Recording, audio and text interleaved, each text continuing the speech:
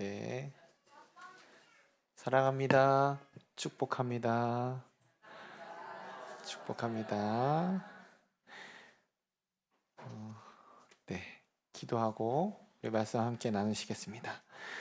사랑이 많으신 하나님 아버지 감사드립니다. 저희들 이 늦은 저녁에 금요일 날 하나님 앞에 나왔사오니 만나 주시옵시고 다스려 주시옵시고 이 시간 복 내려 주시옵시고 은혜 베풀어 주시옵소서. 그 사랑을 알게 하여 주시옵시고 나를 불러주심에 감사함으로 다시금 능력 가운데 달려나아갈 수 있는 하나님의 귀한 권속들 되게 도와주시옵소서. 이 시간 1000번째로 감사의 예물로 주님께 드린 손길이 싸우니 하나님 그 제목 가운데 그 감사의 그 손길 가운데 하나님께서 더욱더 풍성하게 하여 주시옵소서. 부족한 종이 또 이 단위에 섰습니다. 주님 붙잡아 주시옵시고 인도하여 주시옵소서. 감사드리며 예수님의 이름으로 기도드리옵나이다. 아멘. 네, 어렸을 때 저희 때는 또 국민학교였어요. 국민학교 때 아이들이 생일을 맞이하면 다 초대하는 것이 아니라 누구만 초대할까요? 친한 친구요? 그때는 친한 친구는 물론 인기 있는 친구도 불렀습니다. 그래서 저도 저 생일 파티에 한번 초대받았으면 좋겠다 그러다가 제가 항상 얼굴을 보시면 알겠지만 인기는 없어요. 뭐 특이한 것도 없고 잘생긴 것도 없고 그렇다고 공부를 잘하는 것도 아니고 운동을 잘하는 것도 아니고 항상 중간 정도. 제가 있었나? 하는 그 정도 있었는데 5학년 때인가 한번 초대를 받았습니다. 그때는 좀 얼굴이 보기만 해도 웃긴다 그래가지고 좀 웃기는 그 쪽으로 나가면서 초대를 받아서 갔더니 와, 케이크에 그 당시에 케이크 그리고 어머니들이 김밥을 둘러가지고 동그랗게 만들어 주신 김밥. 아무튼 처음 초대받았던 그 생일 잔치를 잊지를 못합니다. 먹을 것도 많았고요. 애들이랑 초대받아서 노는 것도 좋았습니다. 왠지 그렇게 초대받거나 이렇게 선택돼서 어디를 가거나 혹은 뭐 VIP 대접을 받으면 여러분 기분이 어떠십니까? 좋죠. 네. 이 시간 우리 하나님께서 원하시는 자라는 제목을 가지고 함께 말씀을 나누면서 우리가 어떤 자인지를 한번 이 시간 말씀을 통해서 함께 나누길 원합니다. 네. 오늘 6절 말씀인데요. 같이 말씀 먼저 읽겠습니다. 바리새인들이 나가서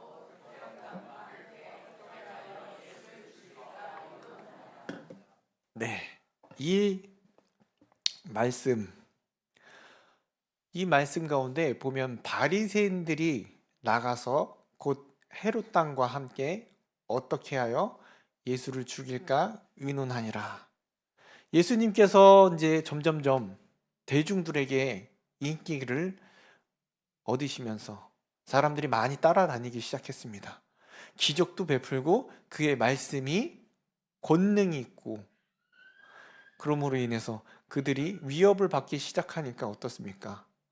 나가서 곧 헤롯 왕과 함께 어떻게 해야 예수를 죽일까 의논합니다. 어찌 보면 원래 성경 읽다 보면 이런 사람들이 있었지라고 생각할 수 있어요. 예수님을 반대하던 사람들, 그래 맞아, 있었지라고 쉽게 넘어갈 수 있는데요. 오늘 말씀 보면 이 시대상 배경을 보면 이것은 절대 있을 수 없는 일입니다. 뭐가 있을 수 없냐면요, 바리새인들 그리고 헤롯 왕, 이 사람들이 함께 의논한 겁니다. 이게 뭐가 이상하냐면요, 바리새인들은 어떤 사람들이었냐면요, 애국주의자들이었어요. 나라를 위해 목숨을 바치는 애국주의자들. 반면에 헤롯 왕은 어떤 당이었냐면요, 간쓸개를 빼서라도 자기의 정권, 자기의 권력을 유지하고파 하는 사람들입니다. 그래서 누가 다스리든 우리는 그 위치만 고수하면 돼. 로마가 우리를 다스려도 우리가 이 이스라엘은 이 지역을 잡고 있으면 돼. 권력을 잡을 수만 있다면 아무도 상관없다는 비애국주의자들이었습니다. 지금으로 보면 극보수 뭐 비슷하죠? 극보수라 극진보라고 얘기할 수 있는데 여러분 이들이 어떻게 하나가 될 수가 있겠습니까? 극애국주의자, 극비애국주의자, 자기 권력만 생각하는 사람들. 근데 이들이 하나가 됐습니다. 뭐 때문에요? 예수님을 죽이려고 하기 위해서. 이들은 보면 개인과 개인 한 명이 만나서 한두 명이 만나서 합해진 것이 아닙니다. 그러므로 단체와 단체가 만났기 때문에 어때요? 그 수가 어마어마하겠죠. 왜 당대 당으로 만나면 어마어마하잖아요. 다시 말해 힘이 생긴 겁니다. 어떤 힘이 생겼을까요? 예수님을 잡아 죽일 힘이 생긴 거죠. 확률이 높아진 겁니다. 그래서 그들은 이를 위해서 서로 합할 수 없는 존재들이지만 합해서 의논했다라는 것입니다. 힘이 어마어마했겠죠. 그리고 나서 이런 일들이 벌어집니다. 7절, 8절 말씀인데요. 같이 읽겠습니다. 예수께서 제자들과 함께 바다로 물러가시니 갈릴리에서 큰 무리가 따르며 유대와 예루살렘과 이두메와 요단강 건너편과 또 드로와 시돈 근처에서 많은 무리가 그가 하신 큰 일을 듣고 나오는지라. 여러분 보면 7, 8절에 어떤 일이 벌어지냐면요, 예수님을 보기 위해서 갈릴리에서 큰 무리가 따릅니다. 근데 거기서 끝나는 게 아니에요. 8절 보니까 유대와 예루살렘과 이두메와 요단강, 두로, 시돈, 전국 그 근처에 있던 각지에서 누굴 보기에 온다고요? 예수님을 보기에 온다. 어마어마한 무리들이 지금 예수님께로 모이고 있다라는 것입니다. 바리새인들과 헤롯 당이 예수님을 죽이기 위해 힘을 합했습니다. 근데 오늘 7절, 8절 말씀 보면 어때요? 예수님도 힘을 키울 기회가 생긴 거예요. 왜요? 우리로 치면 전국 각지에서 사람들이 몰려들기 시작한 거예요. 누굴 보기 위해서요? 예수님을 보기 위해서, 예수님을 따르기 위해서. 어마어마한 무리들이 예수님을 때문에 몰려왔기 때문입니다. 예수님이 이 많은 무리들을 모두 다 제자로 삼으신다면 한번 붙어볼 만하지 않겠습니까? 저 바리새인들과 헤롯 당과 아무리 그들이 합쳤지라도 이 전국 각지에서 예수님을 보기 위해 모였으니까 상당한 힘을 가질 수 있는 기회가 생긴 거죠. 그렇지만 항상 우리의 생각과는 예수님은 다르십니다. 예수님은 이렇게 하십니다. 14절 상반절 말씀입니다. 같이 읽겠습니다. 이에 12를 세우셨으니. 예수님은 이러한 상황이었어요. 이 권력 있는 사람들이 결코 합칠 수 없는 단체들이 모여서 예수님을 죽이려 의논하는 상황 가운데서도 불구하고 그 어마어마한 많은 사람들 중에 단 몇 명만요? 12명만 세우셨습니다. 물론 12명은 우리가 알듯이 12지파를 상징할 수 있는 의미일 수도 있습니다. 그런데 정말 적은 사람, 그 많은 사람들 중에 12명만 세우신 이유가 무엇일까요? 굳이 12명? 좀 더 쓰시지. 120명 정도만 하시면 되지 않을까? 공만 하나 더 붙여서. 그 정도면 되지 않을까? 이 이유에 대해서 우리가 말씀을 계속 나누면서 통해서 더 알아가기를 원합니다. 먼저 12명을 세우는 과정이에요. 12명의 제자를 세우시는 과정을 보면 이렇습니다. 13절 말씀입니다. 같이 읽겠습니다. 또 산에 오르사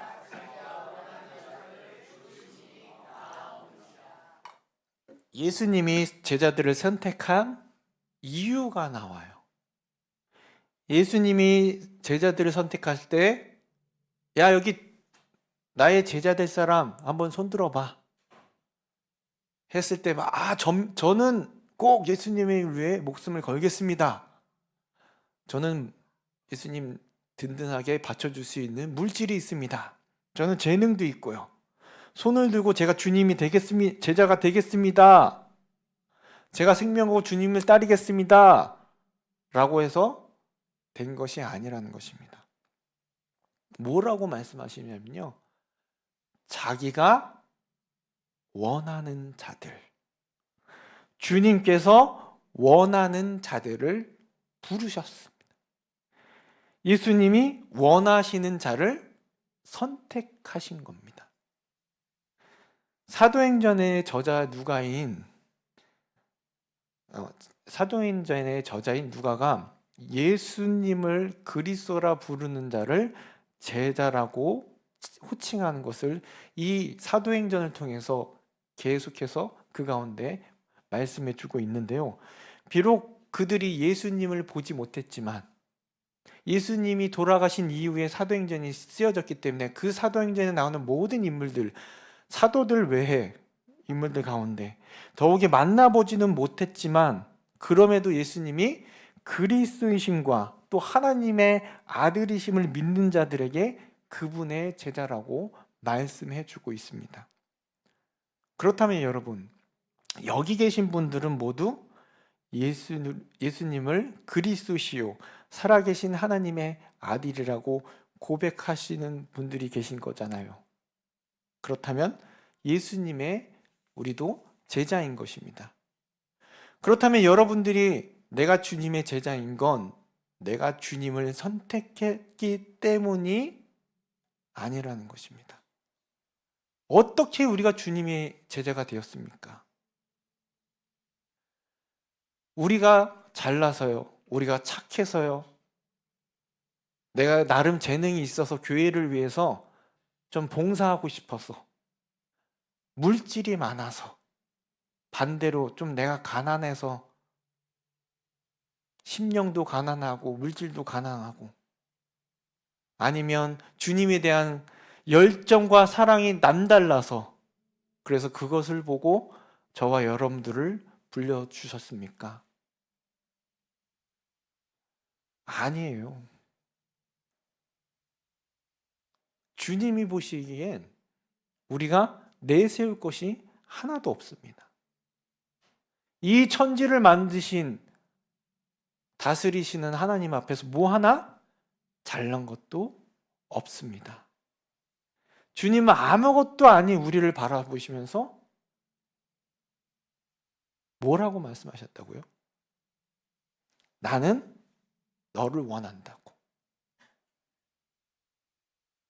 누구누구야, 나는 너를 원한다. 말씀하시면서 선택하신 거예요.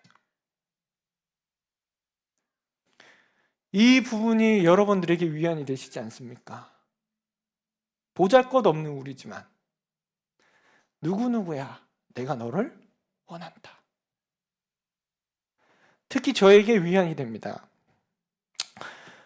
뭐 하나 잘난 게 없습니다. 제가 스스로 생각해도 항상 제가 말씀드렸듯이 중간 정도만 하자. 너무 튀지도 말고 너무 밑으로 깔아앉지도 말자라고 생각하면서 살아왔습니다. 그런데 제가 초등학교 때 어머니가 그러시더군요. 나 너 서원했다. 뭘 서원하셨습니까? 주님이 일꾼이 되도록. 아, 네. 뭐 어리니까 뭘 알겠어요. 서원인 것도 모르고 그냥 그런가 보다 하고 살았습니다. 하지만 어머니였던 권사님께서 늘 제가 잊을만 하면 나 너 서원했다. 주님의 일꾼이야. 라고 아주 그냥 가스라이팅을 하시더라고요. 아, 네. 그러다 이제 머리가 커지니까 제 나름대로 제 이제 인생을 계획하기 시작했습니다. 문학이 좀 재밌네. 저 나름대로 문학 소년이었습니다. 그래서 책도 좀 보고 수필도 좀 보고 시도 한번 써보고. 안 믿겨지십니까? 나름대로 문학소년이라고 생각하고 국어 선생님 돼야 되겠다. 거기 안 되면 역사 선생님 돼야 되겠다. 뭘 가르쳐보고 싶은 마음이 생긴 거예요. 그런데 저희 어머니가 뭐라고 하셨다고요? 항상? 너 서운했다. 내가 서운한 게 아니잖아요. 속으로 그랬어요. 내가 서운한 게 아니고 어머니가 하시는데 저랑 무슨 상관입니까? 그러다가 이제 대학교 입시를 지원하게 됐는데 어떻게 됐는지 아세요? 다 떨어지고 총신대만 된 거예요. 이상하네. 왜 총신대만 됐을까? 다른 대학교 다니다가 좀 마음이 되면 대학원 들어가면 되겠지라는 생각을 했었는데 다 떨어지고 총신대학교 신학과만 됐습니다. 그래서 어쩔 수 없구나 하고 들어가게 되고 적응도 못하고 정말 이런 얘기가 있었습니다. 총신대에 이렇게 벽이 있거든요. 벽을 막 이렇게 적응 못하고 이렇게 벽을 긋다 보면 누군가 만났는데 적응하지 못하는 사람들과 만나게 된다. 그래서 그 적응하지 못한 선배들하고 한 6개월 지내다가 군대 갔습니다. 군대 마치고 휴학해서 좀 다니려고 학교 좀 다니려고 했는데 또 휴학을 했어요. 이 길은 내 길이 아니다. 공무원이나 해야겠다. 아버지를 따라서 공무원 시험을 한 1개월을 막 열심히 했습니다. 그랬더니 어머니가 그러시더라고요. 그래도 졸업장은 있어야 되지 않겠니? 공무원은 그 다음에 해라. 그래서 졸업장을 열심히 따기 위해서 F학점이 그렇게 많았거든요. 제가 낙제 점수가 너무 많아서 그거를 겨우겨우 해서 졸업을 했습니다. 그리고 우연찮게 인도로 가시는 선교사님 따라갔다가 그래도 목사가 되겠구나라는 그 마음이 생겼습니다. 하지만 여전히 목사가 되고 나서도 저는 이런 생각이 듭니다. 내가 뭘 잘하지 못하는데, 내가 잘하는 게 없는데 라는 생각. 근데 왜 하나님은 나를 이 자리를 불러주셨을까? 하지만 오늘 말씀에서 이 위안을 주시는 거예요. 내가 원해서 온 게 아니고 내가 너를 원한다. 주님이 부르신 거예요. 주님이 부르시고 주님께서 원하셔서 나를 이 자리에 불러주신 겁니다. 이게 얼마나 감사한 일이 아닐까요? 아무것도 아닌 나를, 저와 여러분을 잘나고 멋있는 사람들도 많은데 굳이 이 자리로 불러주셔서 누구누구야 나를 원한다. 내가 너를 원한다 라고 말씀하고 계시는 거예요. 여러분들도 마찬가지 아니십니까? 김건사야, 이 집사야, 내가 너를 원한다. 16절 말씀 보면요, 제자의 이름이 나와요. 우리가 알듯이 베드로, 안드레, 요한, 야고보 12제자의 이름을 막 열거해요. 근데 옛날엔 이 이름을 꼭 외워야지만 뭔가 되는 것 같았습니다. 왠지 꼭 외워야지만 하나님 기뻐하시는 것 같았고 천국에 가는 것도 아닌데 굳이. 근데 굳이 이 이름을 성경에 기록한 의미가 무엇일까요, 여러분? 예수님께서는 이 12명의 제자 한 사람 한 사람의 이름을 불러가면서 소중하게 부르신 것이라는 것입니다. 마찬가지로 우리도 여러분 한 사람 한 사람을 소중하게 지명하여 부르셨다는 거예요. 그렇게 부르실 때 사랑하는 우리 교회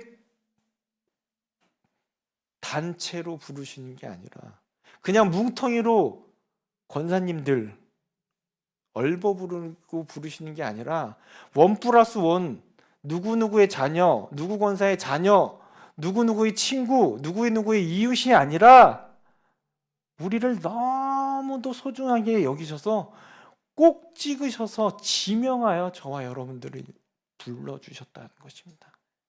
내가 너를 원한다. 주님께서 여러분을 원하셨습니다. 주님께서 선택하여 부르셨습니다. 우리가 이것을 잊지 않고 살아가기를 원합니다.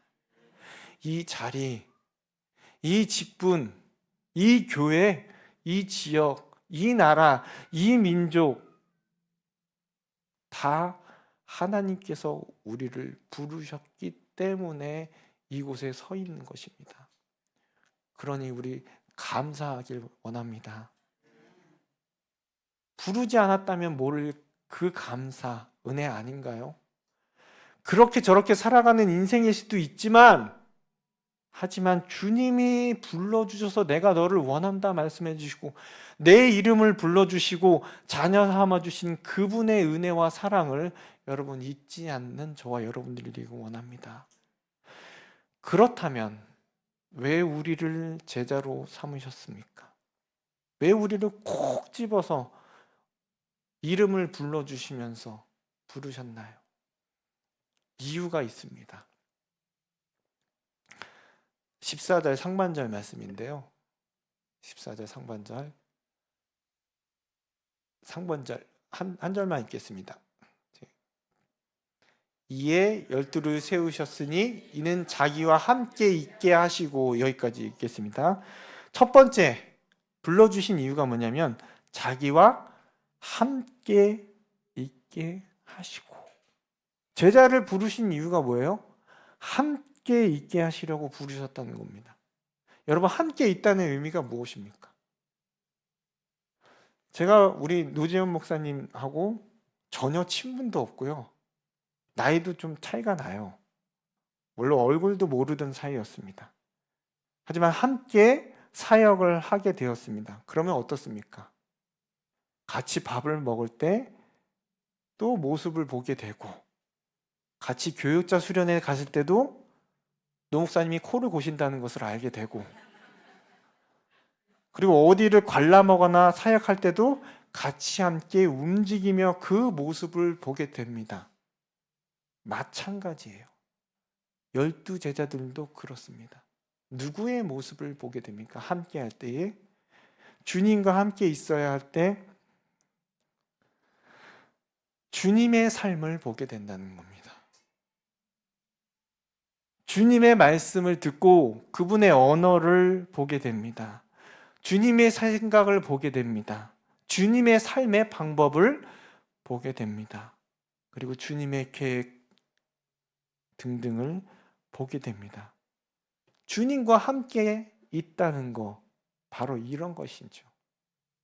그 사람의 모습을, 그 사람의 삶을 보게 된다는 것입니다.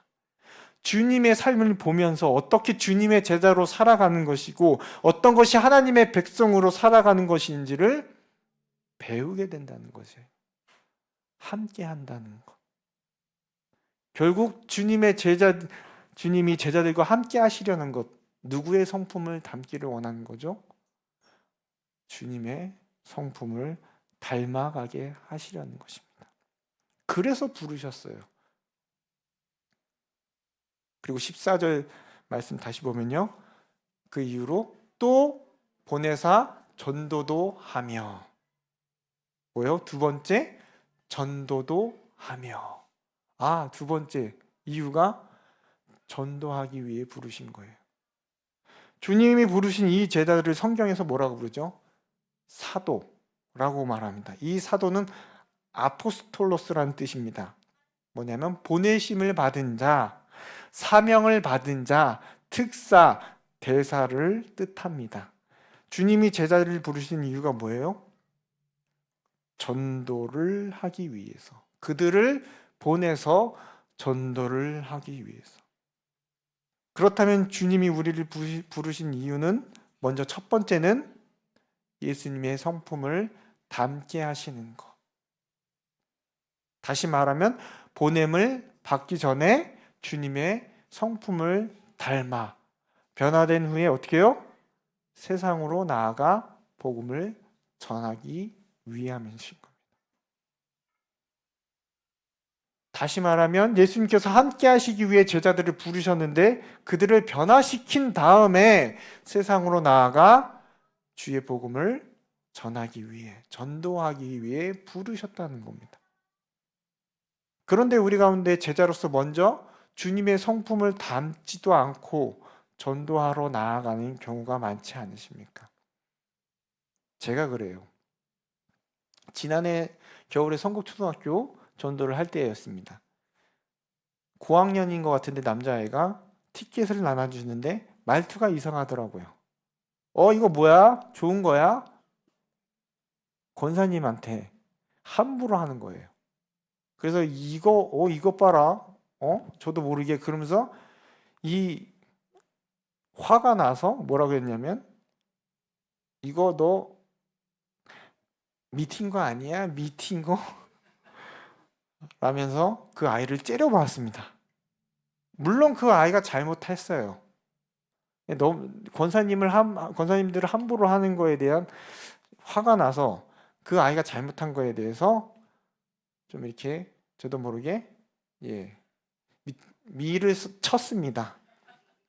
그래도 근데 생각해보면 사랑하는 우리 교회 이름으로 나와서 전도를 하는데, 주님의 이름으로 나온 전도인데 그래도 어린 아이들을 사랑으로 품어 주었다면 어떨까라는, 제가 좀 또 참아주면서 그러면 안 되지 이렇게 했으면 어떨까.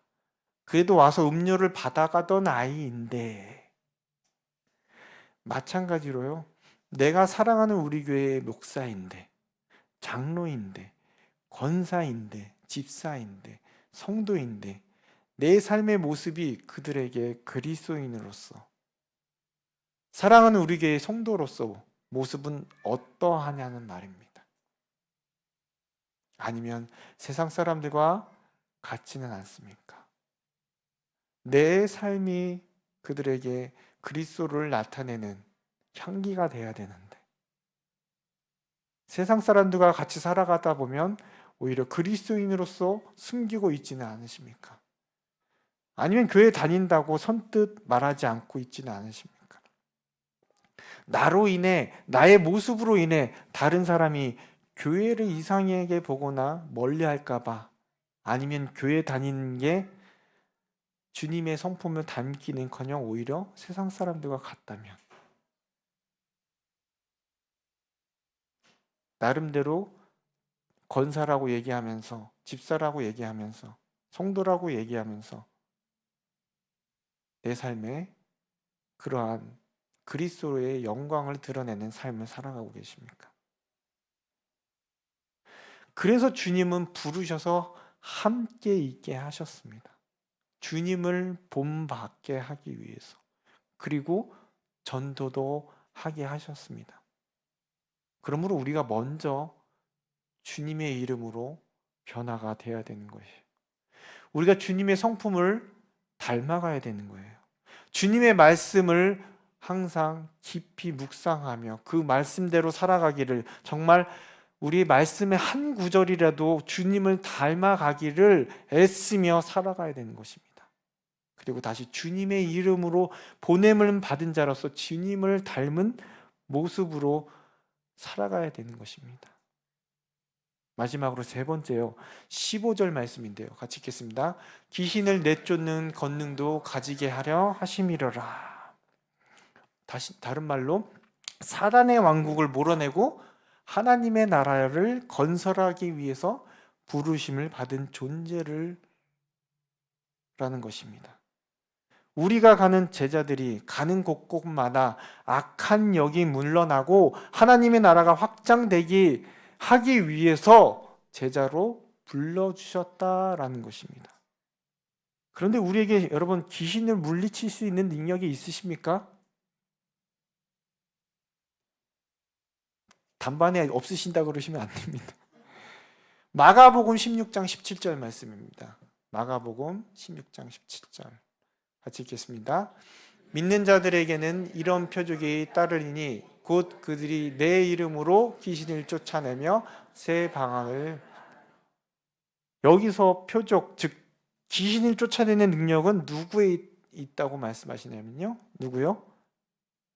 믿는 자들에게는 이런 표적이 따르립니다.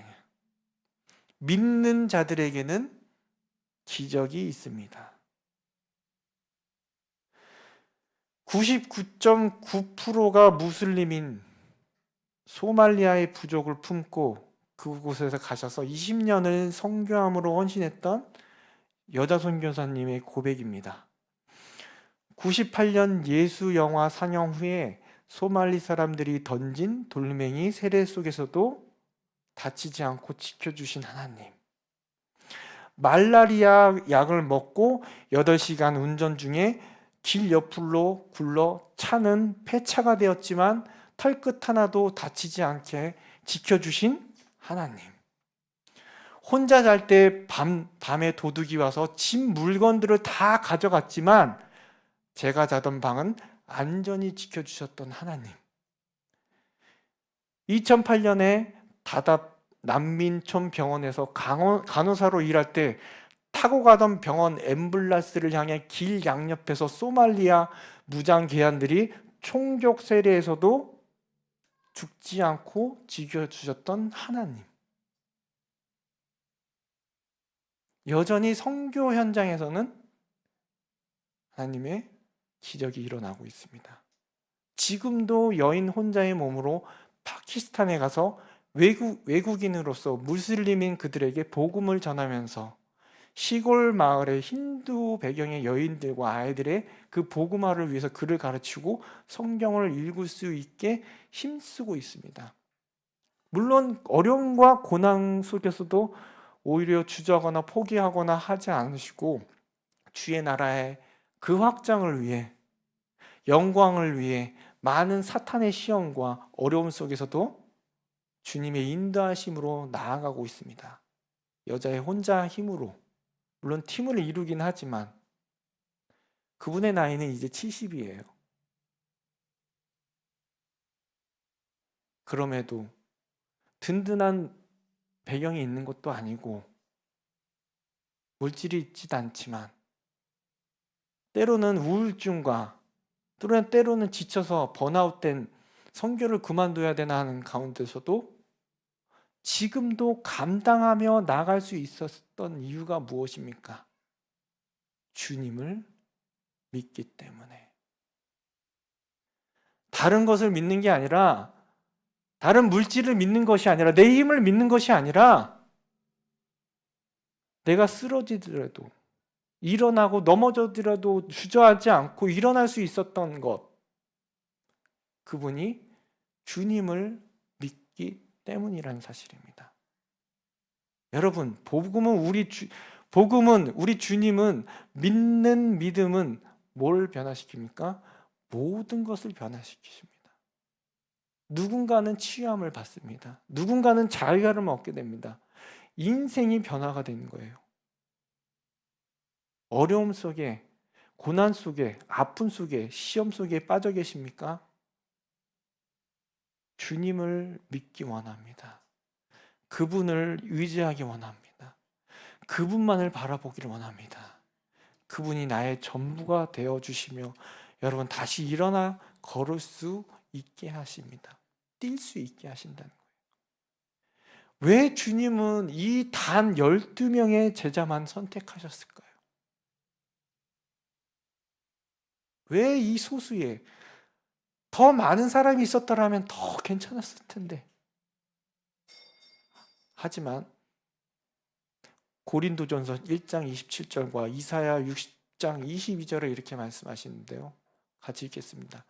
그 작은 자가 1000명을 이루겠고 그 약한 자가 강국을 이룰 것이라. 때가 되면 여호와가 속히 이루리라. 27절에 세상에 약한 것들을 택하사 강한 것들을 부끄럽게 하려 하시며. 이 작은 자는요, 원어로 보면 정말 하찮은, 무가치한 자를 뜻합니다.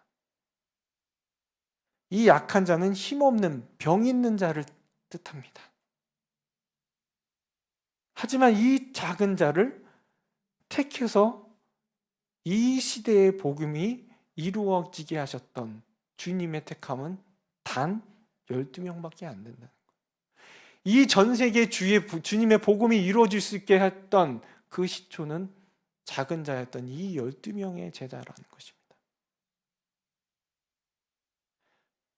주님이 원하셔서 부르셨습니다. 가치 있게 하시고 전도도 하고 이 세상을 변화시키게 하시려고 여러분 우리를 사랑하는 우리 교회로 부르셨습니다. 함께하고 주님을 닮아가는 공동체가 되고자. 때론 부딪힐 수도 있어요. 때론 옆에 있는 사람이 왼수 같을 수도 있습니다. 나를 힘들게 하고 시험 들게 할 때도 있습니다. 하지만 그럼에도 우리를 불러주셨습니다. 주님의 이름으로 한 가족이 되게 하셨습니다. 같은 마음, 같은 뜻, 같은 신앙 고백을 가지고 주님의 교회를 섬기게 하고자, 주님을 닮고자, 주의 복음을 전하고자 이 땅에 주의 나라가 임하는 곳에 우리가 쓰임 받게 하고자 모이게 하신 것이랍니다. 이제 이 사명을 함께 이루어 나가길 원합니다.